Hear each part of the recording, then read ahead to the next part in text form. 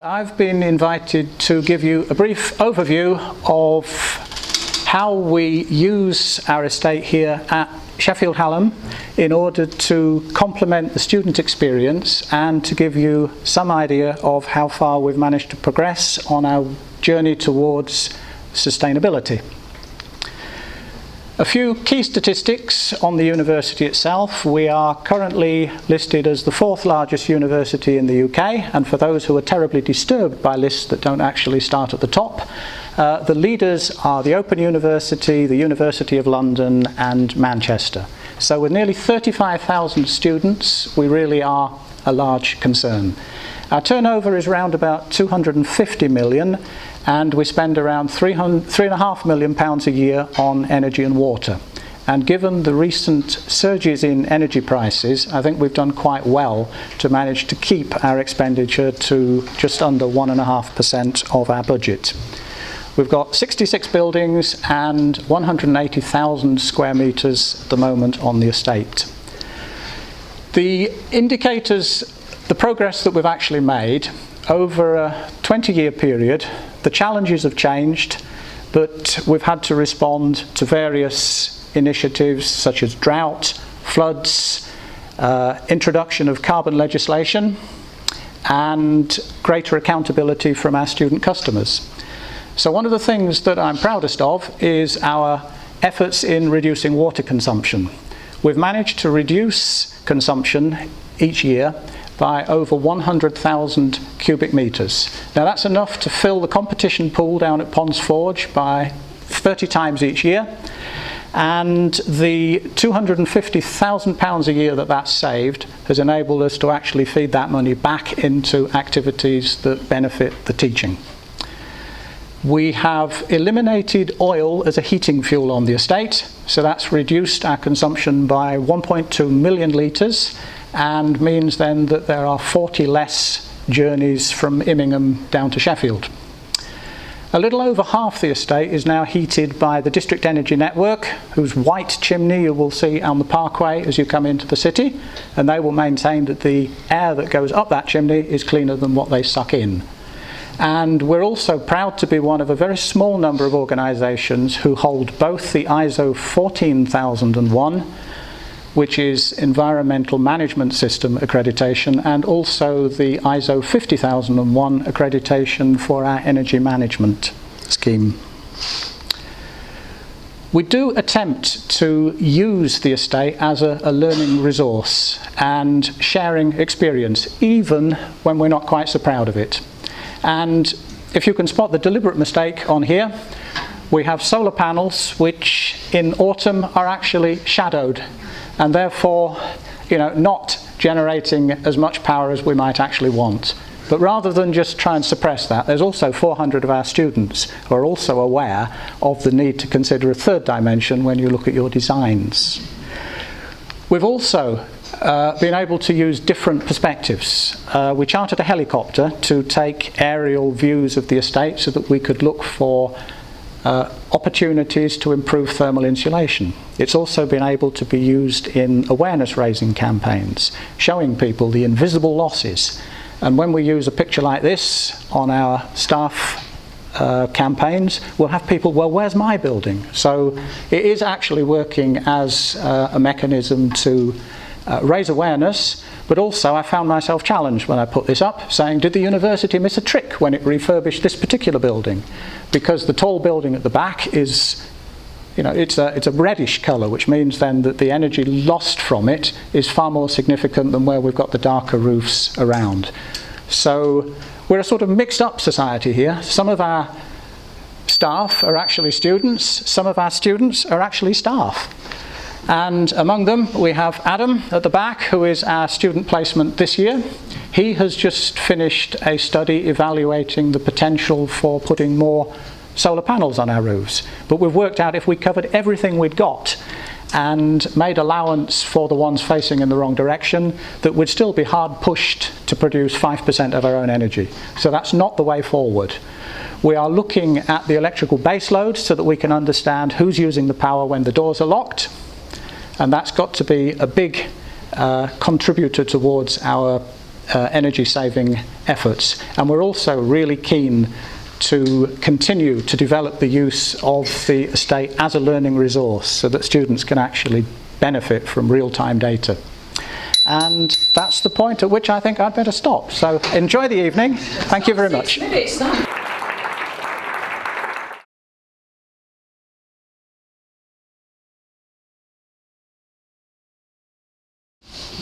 Good evening, everybody.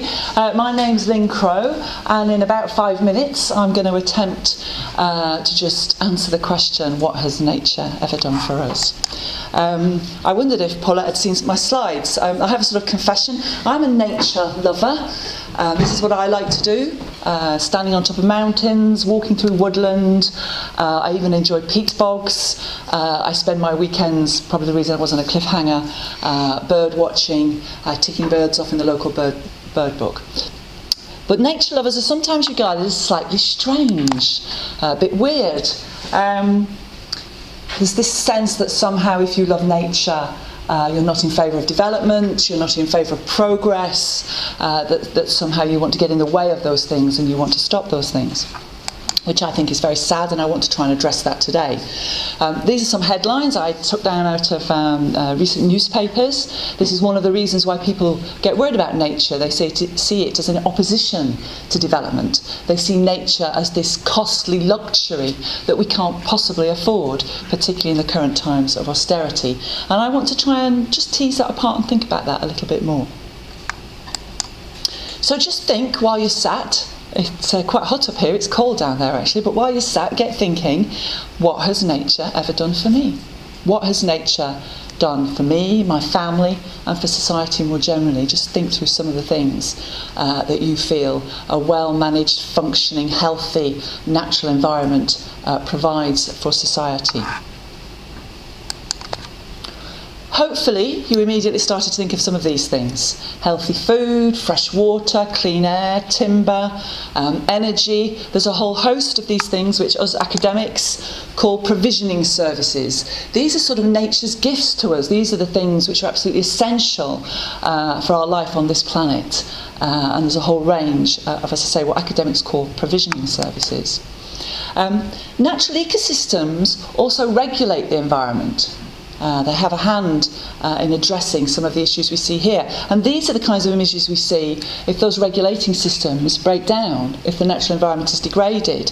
So you see there pictures from Scandinavia and acid rain, forest fires in southern Europe, desertification in Africa, and even flooding in South Yorkshire. And this is what happens when the regulating services which nature provide start to break down or we degrade them. This is one of my favourite examples. This is an Indian vulture, a beautiful bird, I'm sure you'll admit. And Indian vultures once were very common on the Indian subcontinent. No more. In the 1990s, there was a catastrophic decline in the main species of Indian vultures. They went down from millions of birds to just a few thousand. We now know the reason. This was due to anti-inflammatory drugs given by farmers to cattle. The drugs persisted in the cows. The vultures came along, ate the dead cows which were lying around, and died in their millions. Who cares? What have vultures ever done for us? Probably only itinerant bird watchers like myself would care about this. However, what we didn't know at the time was the vultures were eating maybe 12 million tonnes of rotting flesh every year. And without the vultures to eat those, the rotting flesh persisted, rats increased, but also wild dogs in particular. Huge increase in infections from the wild dogs, rabies and other things, costing, we think, over about a 10-year period, 50,000 deaths in India, which wouldn't otherwise have happened. $34 billion it cost the Indian government as additional costs due to the loss of those vultures, due to the breakdown in that regulating system. Perhaps when I asked you to think about services which nature provides, many of you thought about this, a bit like me. Not particularly abseiling up and down cliffs, I have to say, but certainly the kinds of benefits we get from experiencing the natural world for however short a time. And we know there is now good evidence that there's physical and mental health benefits from experiencing nature. We know from good research that children, particularly if they're encouraged unsupervised play in environments a little bit outside the home, so in the outdoors, they develop confidence, they develop social skills, and they are currently in decline. We even know that it helps with community cohesion and crime reduction when communities have places where they can socialise, meet other members of the community in really good public places. Even a view from the window has been seen to reduce stress. We call these things cultural services. So I've talked about provisioning services, regulating services and cultural services. And just some headlines from some recent research. And I've got the references at the end, you can follow up all these later. People living closer to green spaces are more physically active and less likely to be overweight or obese, particularly significant in children. Older people live longer in areas where there is more green space close to their homes. And amongst lower income groups, one study showed that 1,300 extra deaths occurred each year in areas where provision of green space is poor. And perhaps for the economists amongst us, the really alarming thing is that physical inactivity is costing the NHS £940 million a year. This isn't just about environmental issues or economic issues, this is about equity as well. Looking at Sheffield, if you look over on the southwest side of the city, maybe in Fulwood, the average lifespan for a man at the moment is 84 years old. Over on the east side at Burngreave, the average lifespan for a man is around 74. 10 years difference in round about 5 miles. Utterly unacceptable, I feel. I know there are other factors, there's poverty, lifestyle choices, diet, but we know that physical activity mental health plays a real role in this as well. So those are some of the problems, and they're costly. What might the solutions be? Well, there's going to be lots of solutions tonight, but here are just some of the ones on my final slide. She's dying to squeeze that klaxon. Some of my solutions for creating a sort of healthy, happier and richer natural space. We really need to create and maintain high quality, diverse, safe green spaces close to where people live and work. We need to connect those spaces to form green networks so that people can move more, just cycle, walk and run, and wildlife can move as well. We also need to build confidence and capacity in communities so that they can use those spaces. It's not just build it and they will come. You need to help people to access these places. And you need to work with local communities to discover what they need from their public spaces and engage them in their future development and care. Am I allowed my last phrase? A healthy, functioning natural environment is not a luxury. It's the basic foundation of the whole of our society, and we need to protect and enhance nature for all of us and for generations to come. Thanks.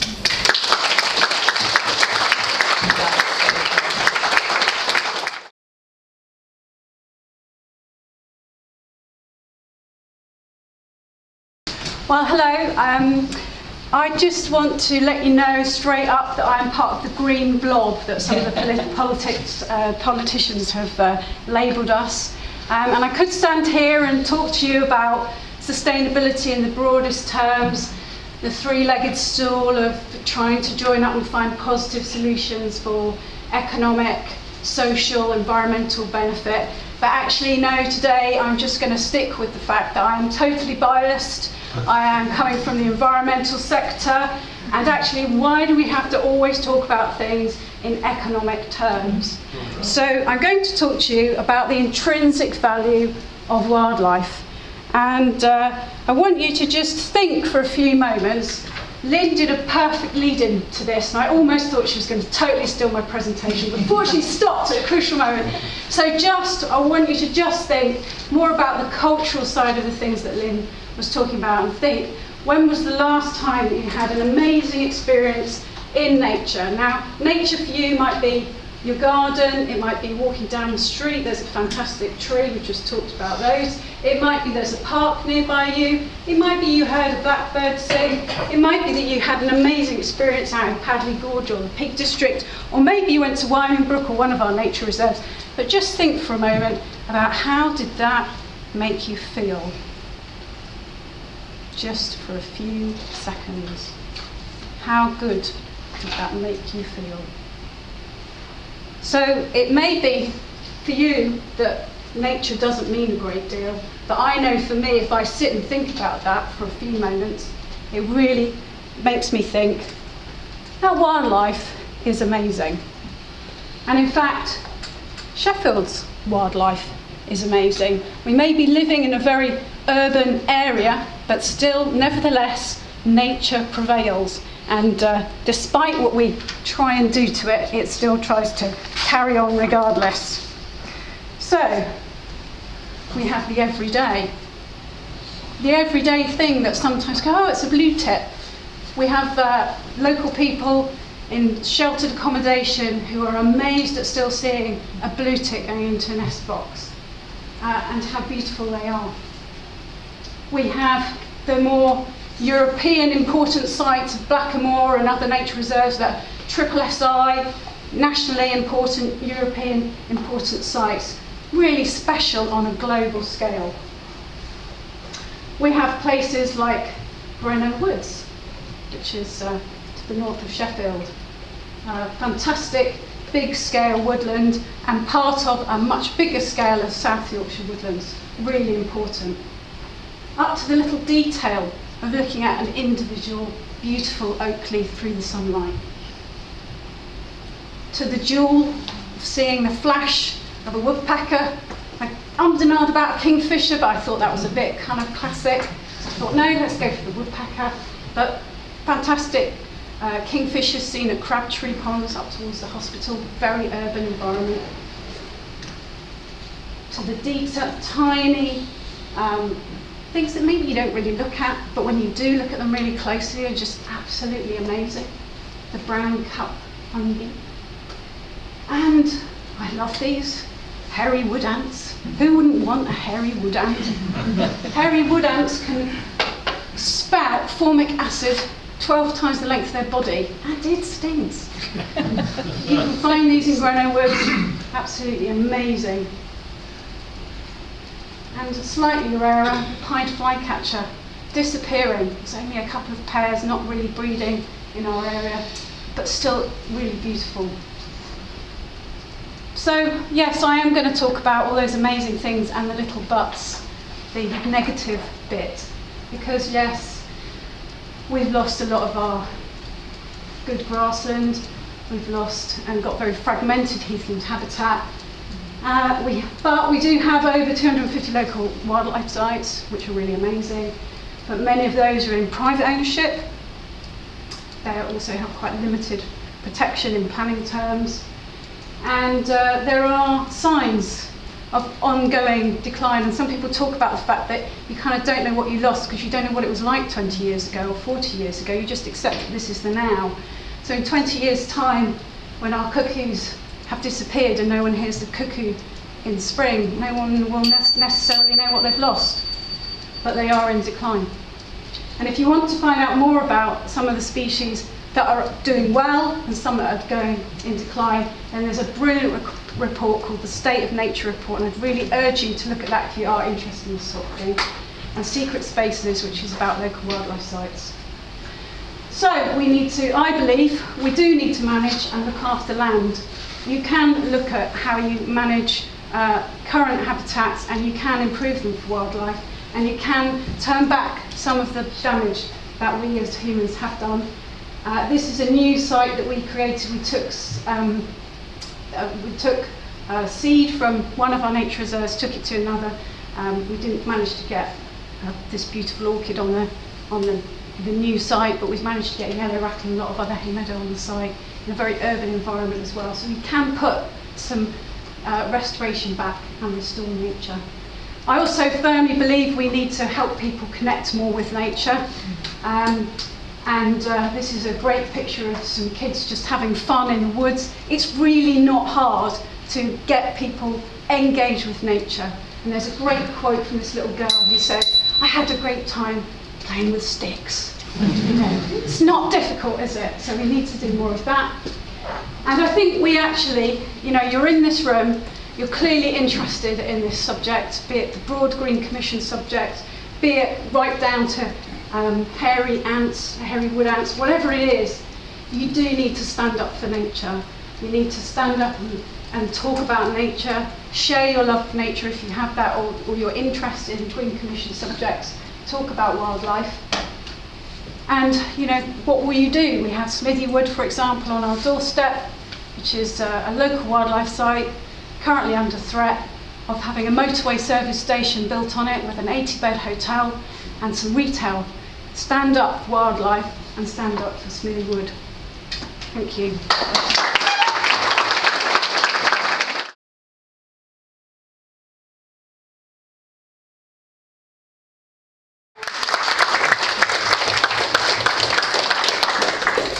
Okay, thank you.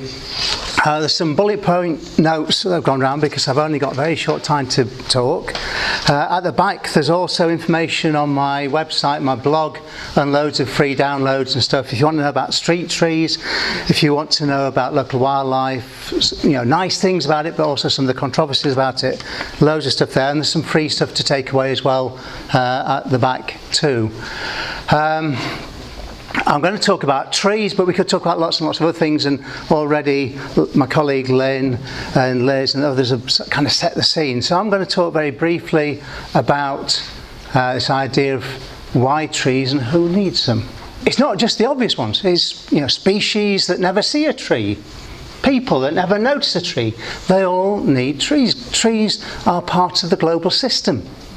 They're part of the green lungs, this little planet that we are, you know, we have the custodianship of, and we live on and we depend on. And we need to think, something like Sheffield, where have we come from? This is environmental quality in Sheffield. This is what we did in the past. This is about 1900, almost where we are today. And the sad fact is, we are cooking on gas. Now we are getting hotter. Some of it is anthropogenic, some of it is natural. And actually, you don't just need the hot air. And we have plenty of that here. Being a university, you know, we are good in terms of hot air. But you don't need carbon necessarily. You've got other things that will also cause climate change and the rest of it. Why are trees important? Well, they have fantastic visual impact, sense of place, history, heritage. They're pollution filters. They actually remove the nasty things from the environment. They remove noise, they moderate light, they take out the muck in an urban environment. They're the green lungs. They push oxygen out, they take carbon dioxide in. They help to mitigate climate. They drop summertime peak. I did a little bit on my blog the other week when we were roasting about, you know, add another 6 or 7 degrees. They mitigate flood risk. They provide these ecosystem services that Lynn was talking about, very pertinent to us in Sheffield. They give us summertime humidity as well. They actually help to balance the environment on which we all depend. And wintertime shelter. We forget, you know, these are the things that actually help to take the force out of the gales and the winds, etc., etc. These actually moderate our environment. They support biodiversity and ecology, and they produce urban green corridors through which a whole diversity of species can move.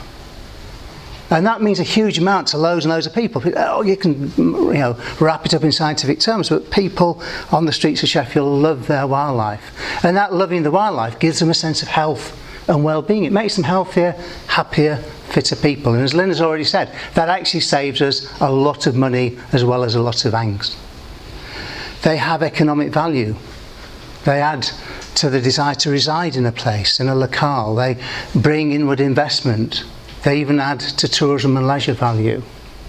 So, you know, these are all things which trees do for us. They're popular. Look at the petition that we've been putting out, which started with our Action for Woods and Trees event, and then local people really getting on that issue. They are political. You can't go around saying the environment is not political. It is. It's deeply political. We need to play the political game. And they're also personal. This is the green man at Halligan. They are very, very personal. They mean an awful lot to individuals. This tree is sadly gone. It's the greatest oak in the world. The great oak of Pontfordog. If you're taking pictures of old trees, use a small person. That's a little Welsh boy. It's about 1900. So I've gone through very quickly a whole series of issues about trees. You know, who needs them? Why do we need them? There are people, this sounds like one of those Americans, there are people that need trees who don't even know that they need trees. You know, we all depend on them. And yet, we fudge the issues. You know, in the last 3 years, we've had more threats to trees and woods in Sheffield than in the previous 30. And I've been around a long time. I actually ran the city's ecology service many, many years ago. So I've been involved in these things.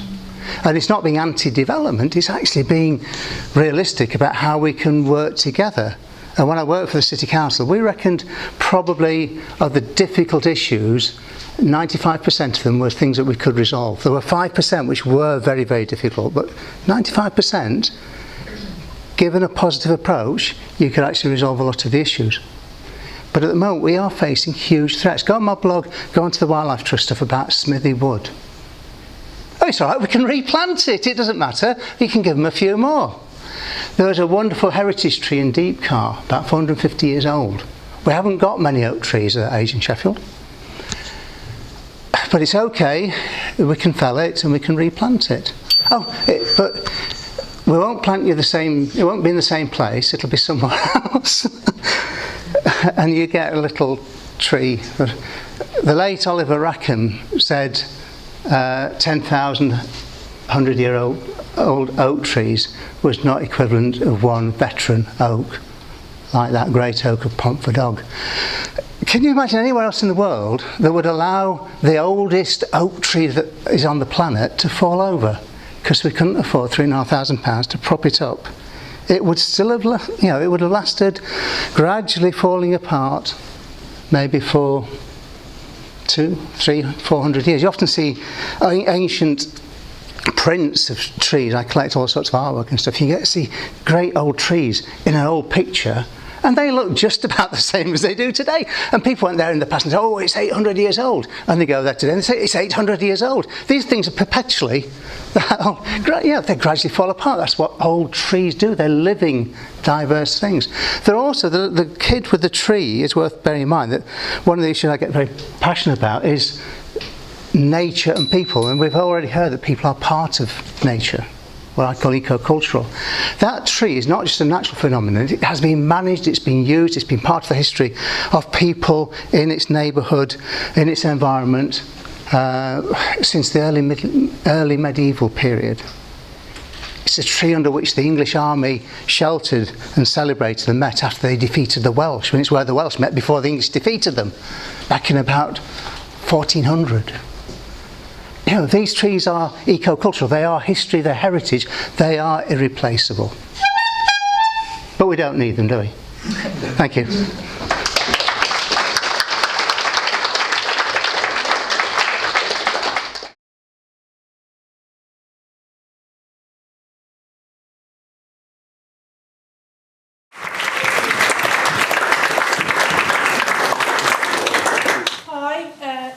I'm Madam Zucchini and I entertain with vegetables and sometimes with fruit. Smiling is permitted. I'm not saying this isn't a very serious subject, but anyway, so there's probably some images behind me shortly, so it'll be interesting to see how this goes, because as some of you might know, usually I just perform live and spout nonsense, so we'll see what happens tonight. First of all, so I want to tell you a little bit about sustainability and the vegetable entertainment business. I don't know if many of you are aware of the vegetable entertainment business. Small sector, I'm kind of fairly leading opponent. Anyway, this is Colin. Yeah, feel free to interact with the screen. Yeah. So as you can see, that's kind of what I do really. Just briefly, I mean, we could have had you all making vegetables, but creatures. So here's a cauliflower. It's a little bit wizened, if any of you can notice that, but that's because I'm an equal opportunities employer and I don't discriminate. And this one's been at a festival all weekend. Bless it. So 1 minute we have a cauliflower, wizened as I mentioned, but within seconds I have transformed it into, well, not a sentient being, because that would be ridiculous, wouldn't it? And I'm not that ridiculous. Okay. So, now I have a little companion. Yay. Yeah, thanks for the patron. And also later I can eat him. That's... he, as I mentioned, he's a little bit old. He's going to get the golden handshake, which in the vegetable entertainment world is cheesy sauce on top of him. It's going to be cauliflower cheese. Yeah. So, next slide, please. Thank you. Yes. So I was going along to Cabaret Boom Boom, and unfortunately they said, "Why don't you have a go at being, you know, an eccentric person with vegetables?" So that's where I started. And this theatre, for those of you who haven't seen it, is made out of banana box. So it is very, very low carbon. And this is some of my other work clothes. Seen here in front of the Moore markets. I work with them because I'm all about sourcing local veg and buying from my local shop, and working with the markets where possible. So it's also, it protects me from all weathers. Stylish. I like to think that I am where glamour and vegetables meet. Thanks for that laugh. Again, you're a wild audience tonight, aren't you? Crazy for fun. My dad was also a fruit and vegetable merchant, by the way, which is all true. Perhaps the next one? Thank you. Yes, this is to demonstrate that even evil potato overlords like Darth Tater need some time out, and here he is in the Lake District. He tucks nicely in the bag, excellent photo, and you know, I think for social media purposes, for spreading vegetable love everywhere, that's kind of what I'm about. So next one, please. Oh, and this also is a hand celery solo and aubergine wankanobi. They're both also stars in Vegetable Star Wars, which is one of my shows. In case you're still sitting there thinking, oh, I really don't know if this woman's for real, and when are they going to section her, and what does she do exactly? So yes, Star Wars in Vegetables is one of my shows, and this one also makes a lovely baba ganoush if you've ever had that little dip. Very nice. So next one, please. And this just to demonstrate that I do actually work with some very, very, very famous fruit creatures. This is Kiwi Knightley. Yeah, something like that. So, she stars alongside Captain Jack Marrow in my show Pirates of the Carrot Bean. Oh, okay, next one. Oh, a parsnip at Big Ben, just to show that we're working hard to take the message about sustainability to the top, to Westminster. Yeah, absolutely, you believe that one here. So, next one. Here's me doing a show, just to show that there's me taking the message about sustainability and having fun with vegetables to the masses. Yes, I do. Yeah, next one, please. Oh, did I hear a ping just then? Did you hear a ping? A child making a vegetable creature with me. That's one of the. And Colin's come up. That was a child. That was about me talking about schools and events and things that I get involved with. Oh, and it's whizzed along now, crazily. It's got a mind of its own. Has it? Did you see the big celeriac creature? Yeah, he's great. He was. Sometimes I just give up and make my own boyfriend. So that's pretty sustainable, I can tell you, ladies and gentlemen. Yeah, so there you go, loads of nonsense. Sustainability in this. I hope I've shown you how, at the very least, it sustains me. I used to have a normal job and now this is my living. And I'd just like to say, please do follow me on Twitter, on Facebook, and don't forget to get in touch if you have any vegetable entertainment needs. That's it.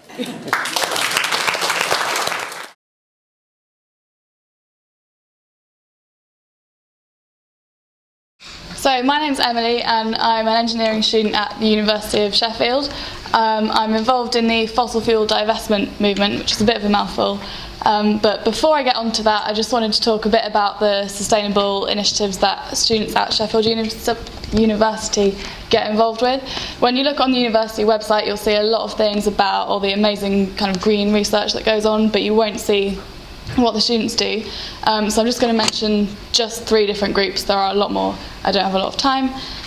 So the first one is Carbon Neutral University. There's a few of the people who started that are here tonight. They are a group who are kind of lobbying the university to go carbon neutral. Engineers Without Borders, there's a few of them here too. We do engineering themed work to do with development and sustainability. So there's some people there making a wind turbine. We also do sustainable urban drainage, things like that. And People and Planet, which is what I'm focusing on today. We're a campaigning group and this is us outside the Houses of Parliament. And we've been working on fossil fuel divestment. So a lot of people aren't really aware that a lot of big groups, so universities, religious groups, banks, charities, all sorts of stuff have investments held in things. This brings them profit, keeps them financially secure. So that's not necessarily a bad thing, except normally includes fossil fuels, which isn't great, but we'll go on to that later. And as I said, a lot of people don't know this, which is a shame. So divestment is removing investments, quite simply. And importantly, you can change this because if it's a bank, university, whatever, it's your money. So you are a stakeholder and you can do something about it. But why take the money out of those companies? I'm sure everyone here is quite environmentally inclined, so you appreciate fossil fuels are bad, so I don't need to spend long on this. We need to keep a lot of fossil fuels in the ground. These companies are trying to burn all of that and look for even more, which we can't do, and we don't want to fund that. It's literally funding climate change, which we don't want to do.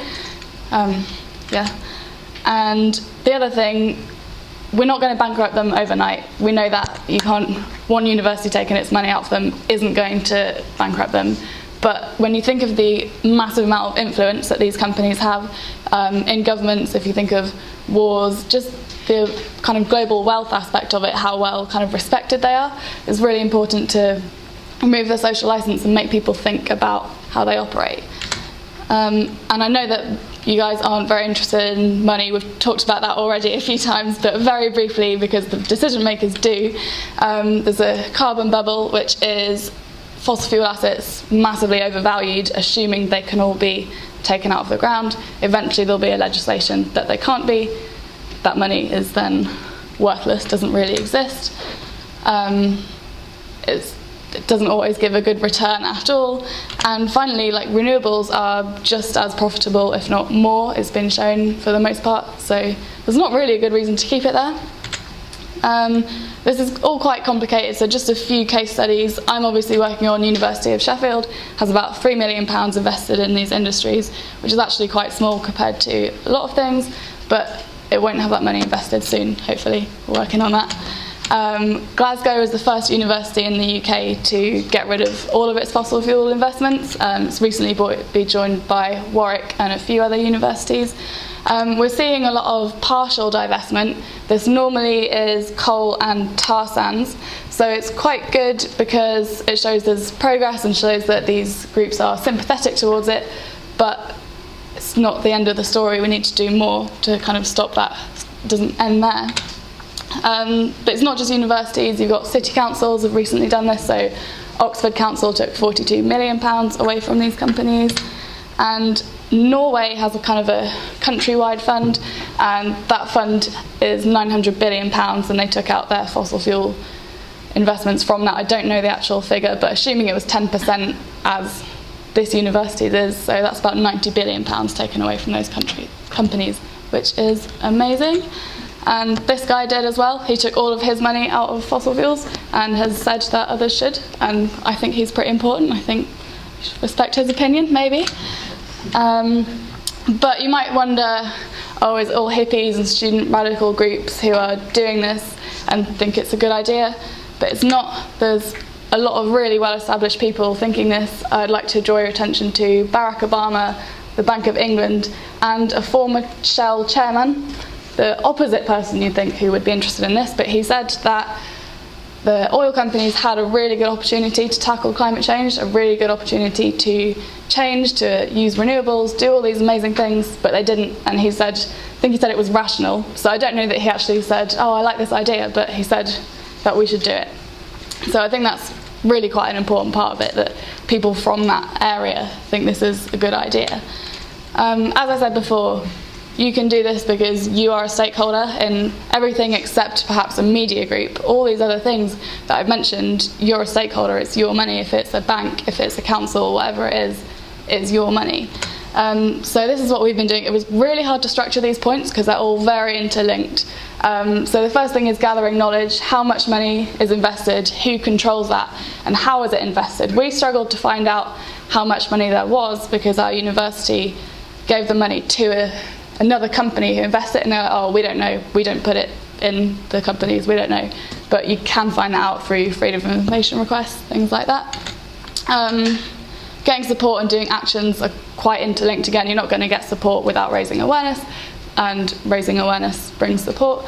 So you can do that loads of ways: posters, holding film screenings and debates. We've done a bit of banner waving in our time as well. There's loads of ways you can go about that. And support-wise, we started with a petition, so that's got over 2,000 of our students on it now. And we've also got a staff open letter, and some really high-up members of staff have written to the Vice-Chancellor saying, you should do this. So it's really important to get a mix of different voices. And to be really specific about what you're asking for. If you go to a meeting or whatever and say, oh, we'd really like you to divest, and they'll think of a reason not to, so you have to say, I want you to take the money out of these companies, I want you to decide by this date. You need to be really specific because otherwise they'll palm you off, really. And yeah, you'll have to go to big meetings with important people, but don't be scared, it's actually not that bad. Plan really well, take lots of minutes, know what you want to say, and as I said, be really specific, make sure you've got a clear outcome that you want, and then you'll have success. So hopefully I won you over with that, or maybe it was Prince Charles, I'm not sure. But if you want to find out more, you can get in touch with us. All our email addresses and Twitter, whatever, in the green. There's my personal one, is the third one down. But we've only got limited knowledge about a university. We couldn't tell you that much about pension funds, things like that. So that top website is kind of covers the whole issue. You could spend hours on that website. There's loads of amazing stuff on there. And generally network with other groups. You can find them on Google. And yeah, that's about it.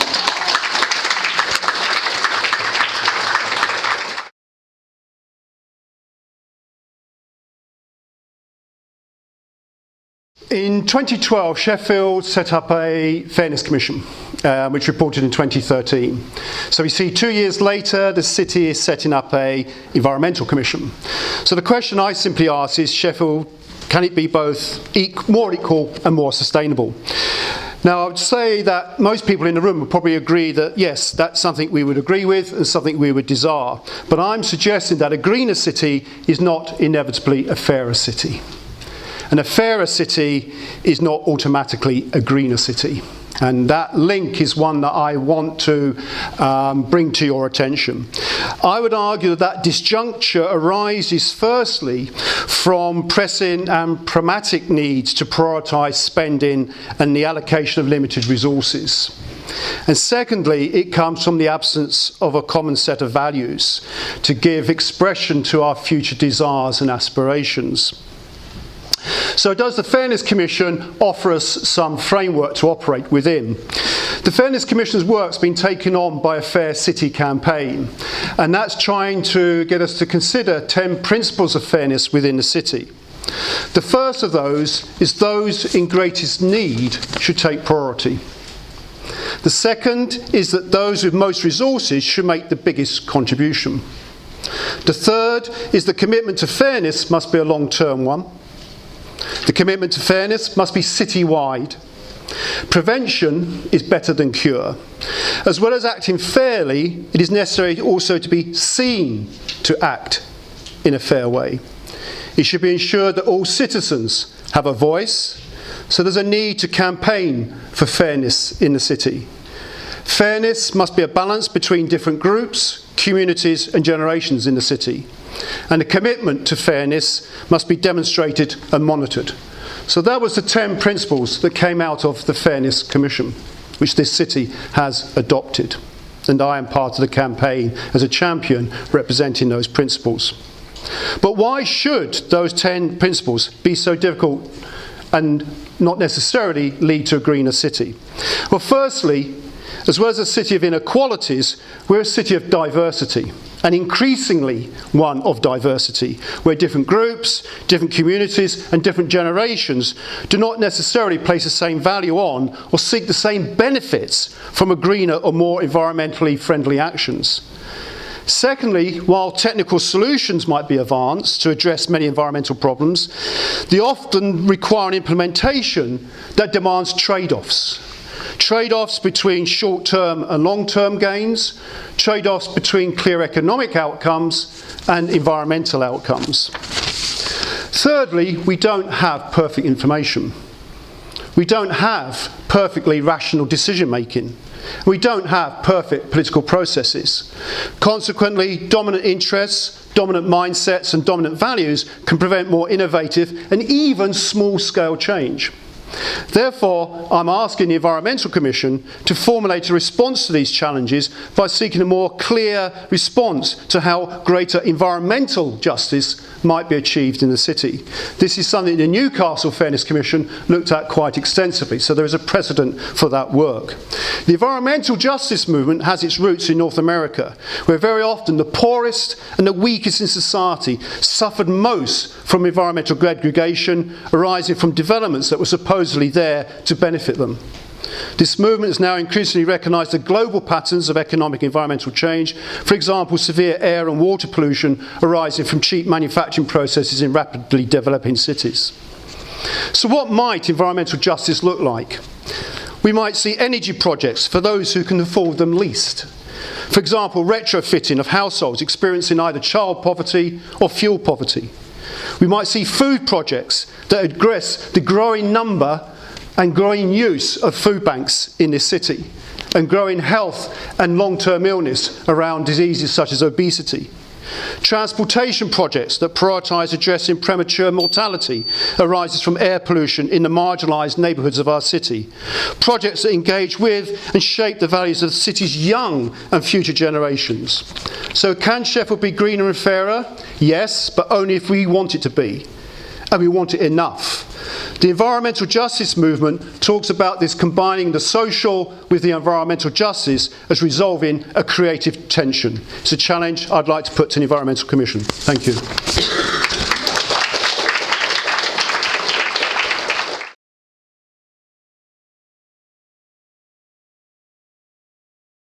Right, so tonight I'm going to talk about designing cycling into the city, why Sheffield should go Dutch. And first I wanted to have a look at what cycling is seen as in the UK at the moment, and really it's typified, this is how people see it. A sporty young man, out on the weekend, club riding.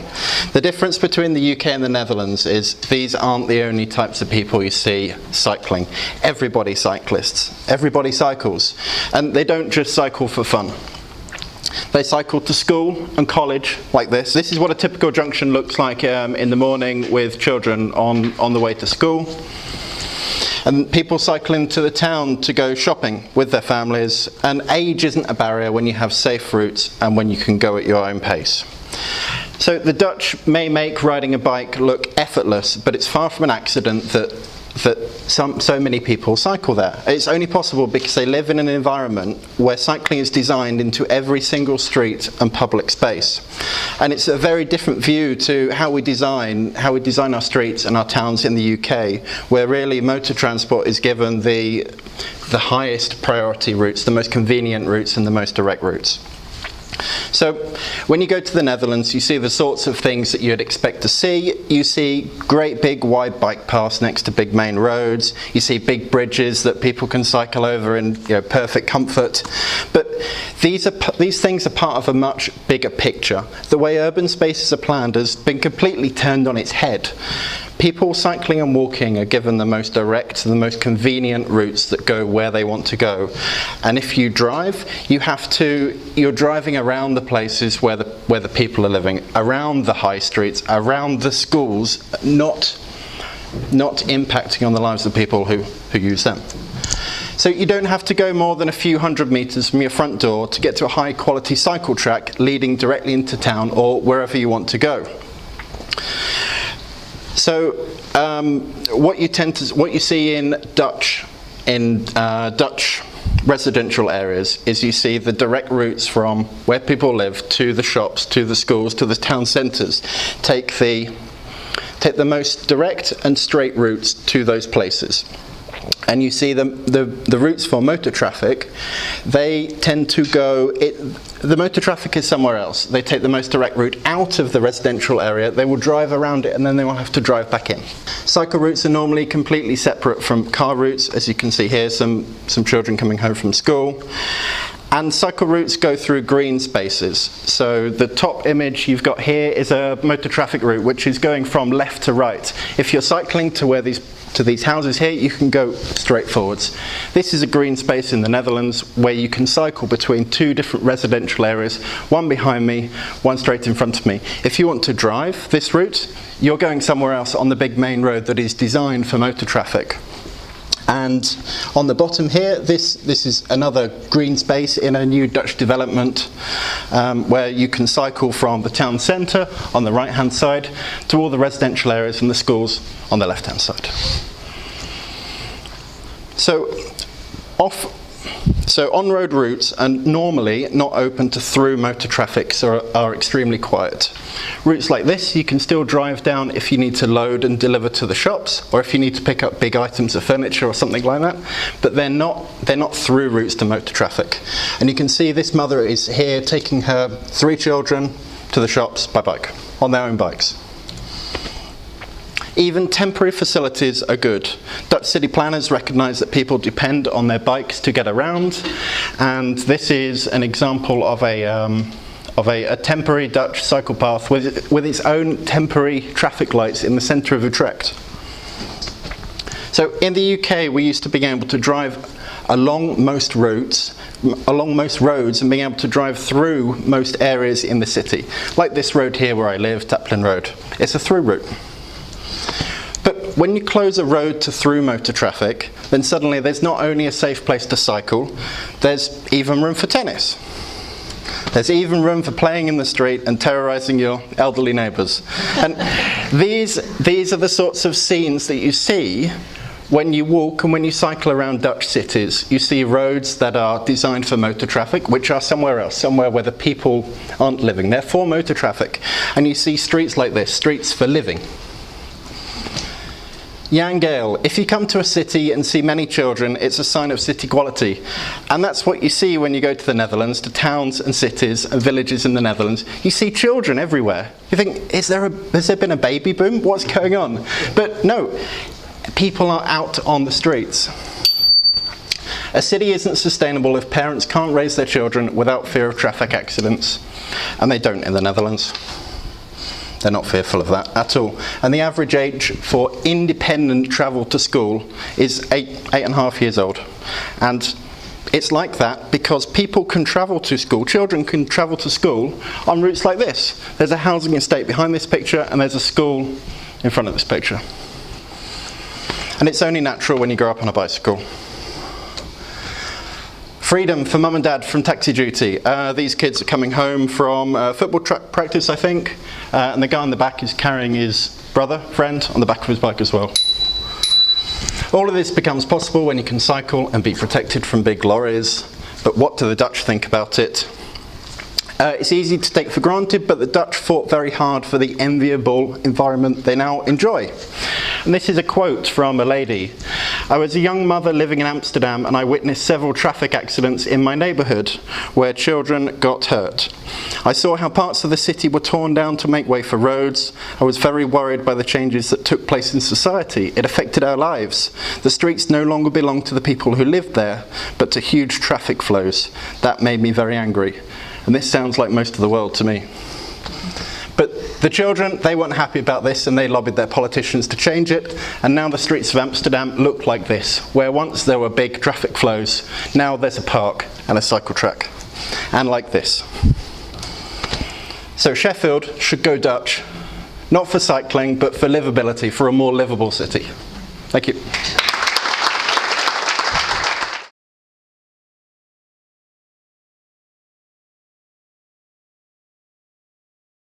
Before I get into the presentation, just a quick thing. It's funny you mentioned my kids, but I went to see, I'm a big movie fan, went to see a sci-fi movie, probably didn't go and see it because George Clooney in it and everything. And in there there's a young lady who there's a proper Rocky montage of her being told that the world's going to end. And she keeps sticking her hand up and going, but what do we do? But what do we do? I want to know what to do. I don't want to know the world's ending. I want to know what we do about it. And when we came out of the movie, my kids was like, well, you talk about that all the time, Dad. What's the answer? And so I'm going to do exactly the opposite of what somebody said. Oh, that was a great thing that you didn't specifically pick on one thing that could save the world. I'm going to pick on one thing that's going to save us. And this thing is a very, because I'm an educator, I'm going to have to go through the houses before I get to it. I'm not going to kill you with 1,000 tips. I'm going to focus on the issue, and you're going to go away and save the world because this is the right thing to do. So my name's John Grant, so senior lecturer here. I look at sustainable construction, new build and retrofit. And the issue is that there are millions, tens of millions of houses that need to be improved upon if we're going to get through the challenges that are going to face us over the next 20, 30 years. But please don't kill me. First of all, it's really not going to have any effect at all because this is the image that I have of me. I am low carbon man. There is nothing you can do to me. I'm going to change the world. Unfortunately, most of the people I know think of me as Chicken Little. I just constantly, you just count the seconds before I say, we're all going to die. You know, this is it, we're all done, which is a truism. The reality is that humanity is moving across the face of this planet like a human tsunami. This is a real picture. This is not faked. This is Mexico City. And the effects of the way we're living is causing a great deal of pollution. Some of it's pretty obvious. Some of it isn't. It's invisible. But it is causing some changes. Some changes that could end up being catastrophic. Now we're getting the tail end of this at the moment. With some serious storms and digging ditches. Is that really the solution? But we seem to be complacent and think that because we're really wealthy, we'll be fine. Play last man standing, but we are really wealthy. We do have a huge amount of power. We can change the world. We can do this. But before we do that, we have to understand the nature of the problem. Now, it turns out that all of us individually use, in the UK, about 125 kilowatt hours every day of energy. And it breaks down into transport, our houses and heating our houses. And what does that mean? Well, in the universal standard of chocolate bars, that amount of energy is about 470 chocolate bars worth of energy a day. A day, which is 24 kilograms of chocolate. Now, can we reduce that amount of energy? Well, 30 years ago we built this, the first autonomous house. A few years later we built this and this. Not a penny spent on heating since it was built for the same amount of money as it cost to build a standard house.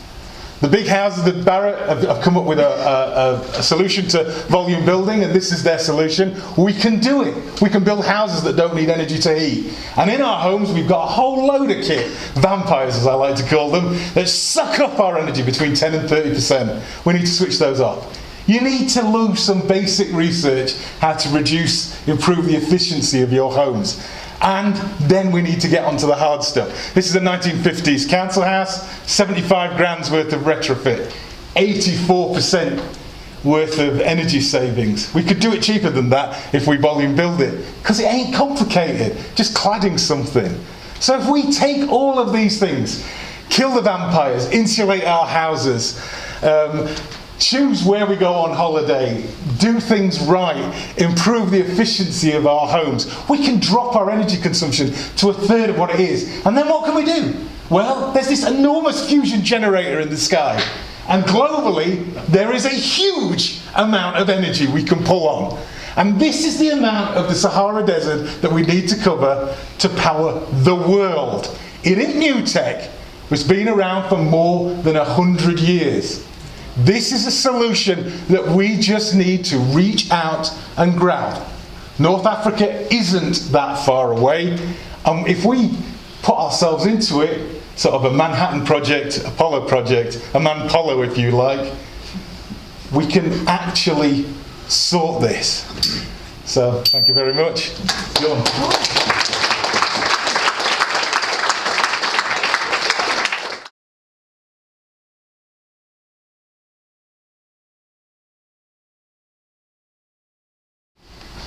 You know that it takes between 40 and 60 years for a green and energy efficient building to recover the energy and resources lost in the demolition of a historic building, even if 40% of the building materials are recycled. Building waste makes up about 1/3 of all landfill. I'm not suggesting that all old buildings should be kept, but there are strong arguments for looking at the present built environment with these facts in mind. Old buildings give a neighbourhood a shared narrative, a strong sense of civic pride, strengthened community links and a feeling of well-being. Manor Lodge here has changed in 11 years to be almost unrecognisable. It used to be a place that nobody would go to. Now it is the place where you take your children to. Old buildings are attractive to all kinds of enterprise, to innovators, to creative industries. They like older buildings because they're cheaper, they're more adaptable than new purpose-built buildings.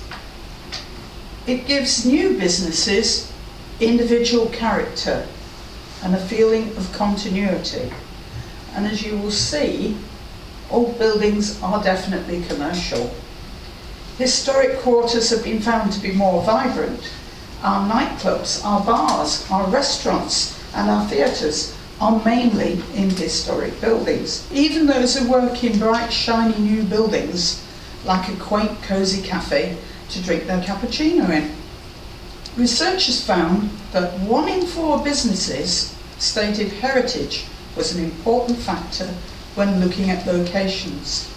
Places like Devonshire Street rely on the unique historic character of the area to draw in visitors and customers.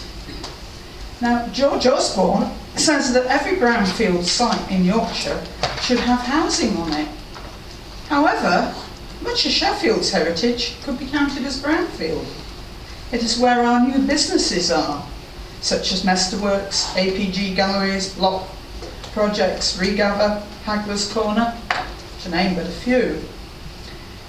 Changing what was an industrial area to a residential means that businesses are pushed out.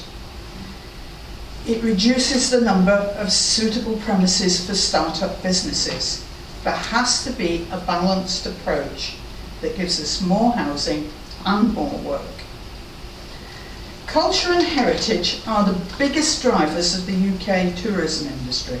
Tourism in Yorkshire is worth £7 billion a year.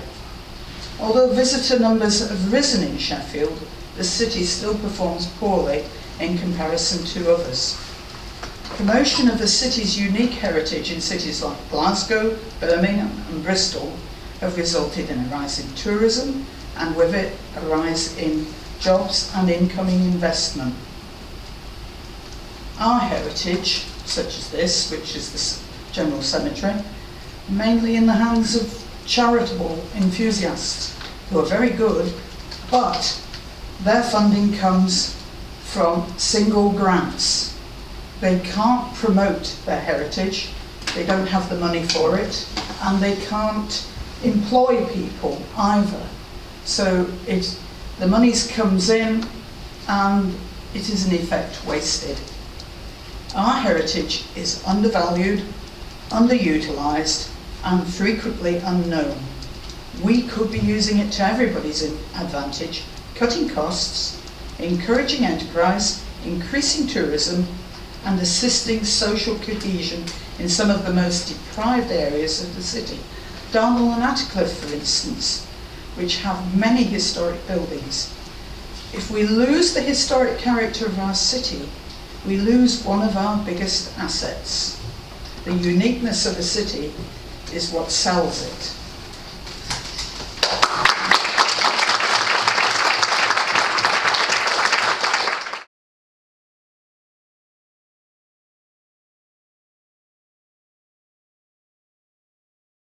Thank you for inviting me to share some of my work and ideas around the area of supply chain and resource sustainability. I've been given a few talks in various venues, and this is one of the key areas that we are working on at the moment.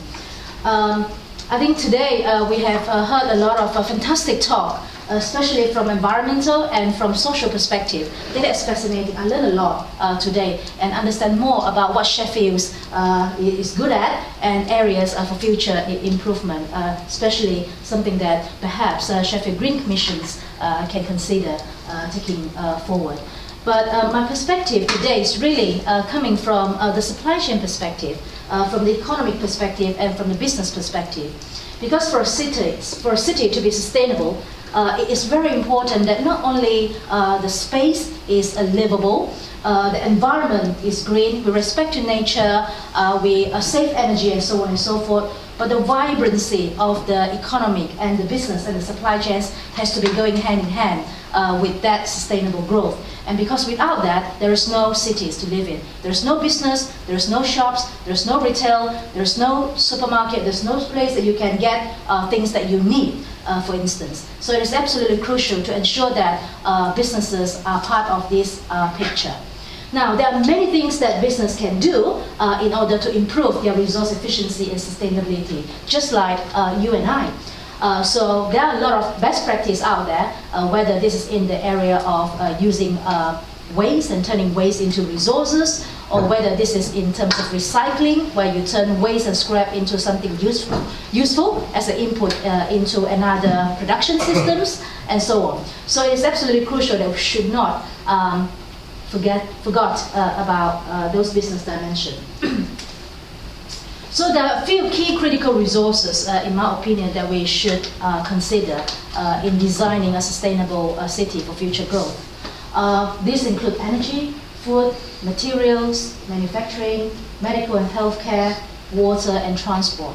I'm sure these are not limited, but I think these are the fundamental critical basic infrastructure that any city or region would need in order to ensure that the communities and the systems is sustainable. And they actually consume a lot of resources, whether this is in terms of financial resources, or energy, or water. So it's absolutely crucial that we shouldn't forget about how we protect and maintain the sustainability of our infrastructure. There are various targets that ones are aware of in order to reduce our environmental burden, whether this is target for 2030 or 2035 or 2050. It's absolutely crucial that we also need to think about how we are going to design a city or ecosystems that is capable of managing the pathway through from a more resource efficient city to a more resource sustainable city. It is important that one should think about incremental change, and that incremental change perhaps can be facilitated by improving resources more efficiently in terms of their consumption. So the new idea around this is the notion and the paradigm of circular economy. So I don't know whether you have heard about this idea of circular economy. So the idea of circular economy is you turn waste into resources. So it is a closed-loop system. So you shouldn't bring and throw things away into landfill. because things that can be recovered can be turned back into the supply chain, or it can be turned back into a facility whereby it can be remanufactured or upcycled into something that is useful. And we are relying a lot on critical materials and critical resources, and sometimes these critical materials and resources are not within reach. For instance, from Sheffield or even nationally in the UK, sometimes there are only 1 or 2 mines that are available in certain part of the world. And due to geopolitical political reason, it is important that one should protect availability and accessibility to critical resources. And hence, it is very important for us to understand what resources are critical, what resources are not critical, and what can be turned into resources, so that we can develop something along the idea of circular economy, whereby those useful waste can be turned into resources. For instance, what we are doing here in Sheffield cities is turning waste, household waste, into energy, low-grade heat into energy. There are a lot of existing examples that we are already using and experiencing, but obviously there are more that can be done around this area, but also from business perspective. So with this in mind, what we have done is we developed something that is quite scientific in terms of helping organization to make more smarter and greener decisions. So the idea is we built from an existing tool that we have developed several years ago, which is called SENET, Supply Chain Environmental Analysis Tool. So what we are going to do is sometimes in the autumn this year, we are going to launch an enhanced version of SENET, which will allow not only carbon accounting of where is a carbon hotspot in your supply chain, but also it will pinpoint exactly what is your wider sustainability burden, including energy, water, toxicity, land use, etc., etc. In addition to that, it will also benchmark your performance of your supply chain against industry average, so you know exactly how well or how bad you have done as compared to your industry average. We are also bringing in life cycle costing into this decision support tool. So the idea is it is not just about at the macro level that one should consider in order to change policy, but obviously that is very, very important, but also having something that's tangible where businesses can use in order to manage their day-to-day resources and decision making. Thank you.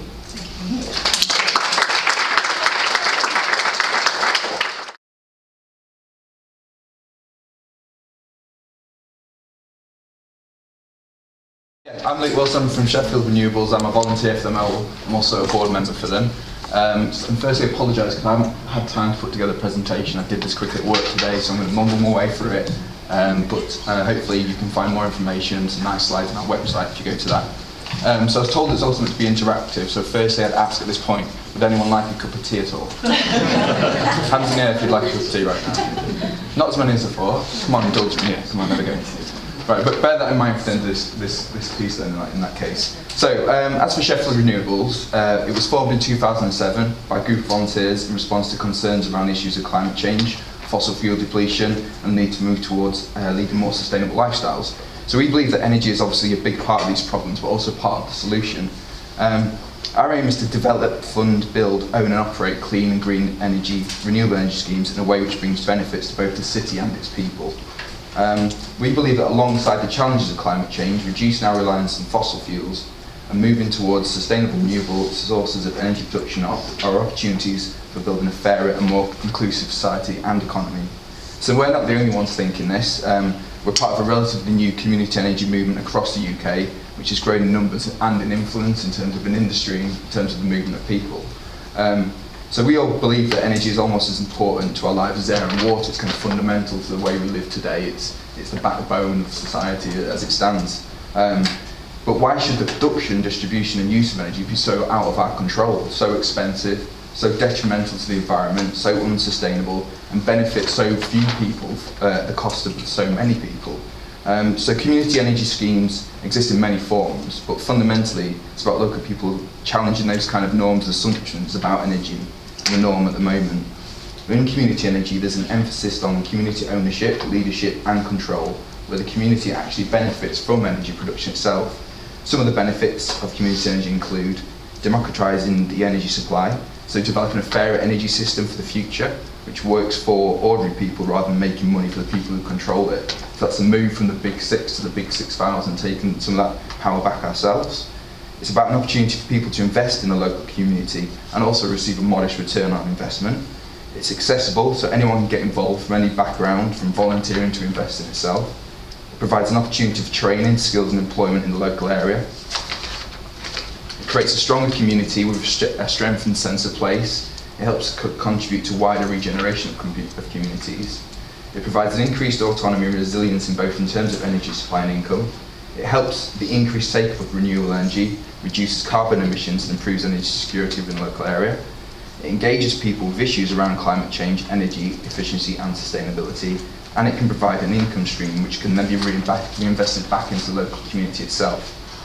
So a lot of groups such as Sheffield Renewables have been and maybe still are considered as a bunch of hippie do-gooders. We've been referred to as that previously, who are very good at preaching and talk a lot about green things, and Sheffield Renewables has been around since 2007. It's done a lot of talking to get to the point we're at now. But I think that Sheffield Renewables, along with a host of other groups and organisations in Sheffield today, and sometimes some of which are here today, have and will continue to prove this assumption wrong. It was Dr. Joe Smith who, at one of the early Green Commission hearings from the Open University, he spoke about the phrase "less climate, more change." And I think that Sheffield Renewables and others are embodiment of that phrase. We realise that people don't want to hear negatively, constantly talking about their lifestyles and the choices they make are destroying the environment and the planet. They want and hope for positivity and to know how to work together to make things better. So in the spirit of less climate, more change, in the last few years, Sheffield Renewables have further developed to become an entirely not-for-profit social enterprise. It's still led completely by volunteers from across Sheffield for the benefit of Sheffield. We now have a community of 17 active volunteers, 1,500 supporters and 180 shareholders. We've run a community share offer which has generated £240,000 in funding from investors across Sheffield but also from the wider area. And this has in turn helped us deliver 2 50 kilowatt solar PV renewable energy schemes, with a third one about to be installed. This wasn't an easy process and there's many lessons for us to learn from what we've been through as an organisation, but it's an example of how the Sheffield community working together can take the initiative themselves about things that matter for the positive benefit of all. There are many challenges ahead for Sheffield Renewables, but we feel that Sheffield is an ideal place for the community, civil society, businesses and public bodies, such as the local authority, to work together to realise the benefits of community energy. And I think some of the people who have come along to the Green Commission and spoke and done talk like today are kind of an example of using that power together to move things forward ourselves. Sheffield Renewables wants to see Sheffield as a leader in a decentralised renewable energy production, with community energy playing a big part in this energy mix. Both the short and long-term benefits of this for Sheffield's environment, community and economy are apparent and should be seized. So I'll quickly finish with some facts and figures that were handily provided to me today by my colleague. So through harnessing the energy of the Sheffield community, Sheffield Renewables' 2 solar arrays have so far over the last year produced over 72,000 kilowatt hours of energy, generated £15,000 of income, saved £1,600 in electricity costs for local organisation, and saved over 31,000 kilograms of CO2. And I've had some freshly updated figures today about this. So as of midnight last night, our panels for both active sites combined to make enough to boil 609,300 full kettles. That's 3,655,800 cups of tea apparently. Standard size. Can you just say that again? So back to that after the cup of tea. So during that 5-minute talk, one of our solar panel arrays would have produced enough energy to boil 5.5 kettles of water. 5.5 kettles of water. And that's enough to make 27.5 cups of tea. Unfortunately, I don't have access to any of that energy right now, so I can't make you one, but maybe next time we can have more panels across the city and we can generate some electricity and can provide you with those cups of tea. How convenient.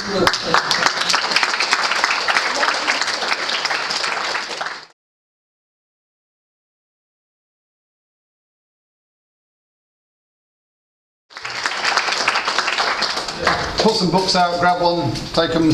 I misunderstood what we were talking about. I thought this was a shed thing, so I've done shed.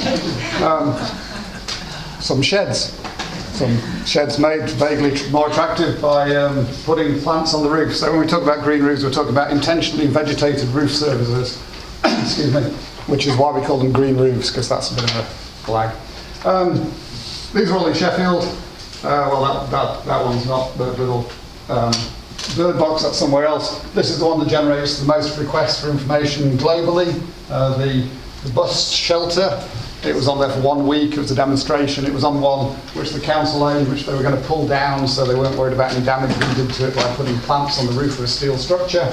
The only real issue with it, the lighting inside was provided by solar panels, which, when you've got 1.5 inches of soil on top, tend not to work that great. Anyway, this is where it all started. It's a 1,200-year-old Scandinavian church.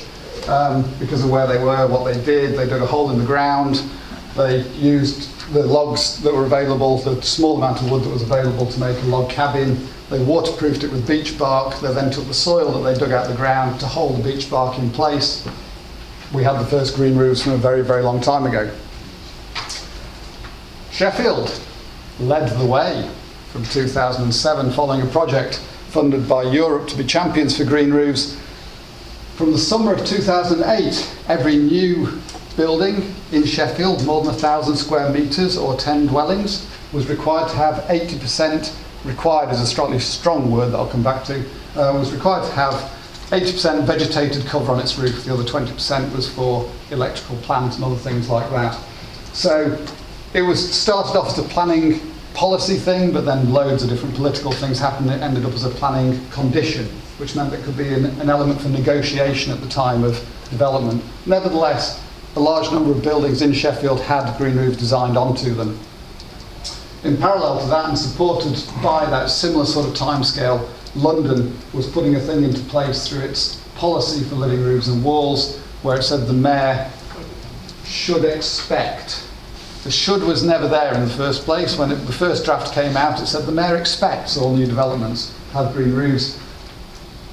This is not London. Well, it is London, but it's not London. This is the result of somebody with too much time in Photoshop who filled in every surface. But there are parts of London that aren't far off that, to be fair. So London is moving in that direction in regard to vegetated roofs.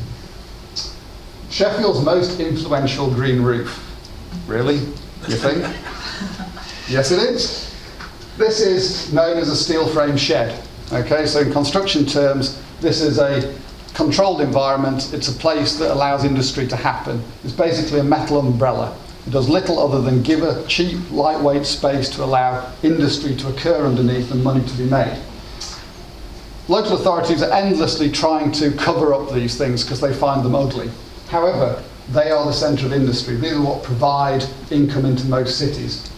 When this was going to be built just opposite the Sheffield Wednesday football ground, it didn't have a green roof on it. At the time, it was before the major issues, financial issues. So the council stuck to their guns and said, we would really like a vegetated roof on this. The developers said, it's not going to happen. It's a steel frame shed, very light construction. We're not going to overload it by putting stuff on it.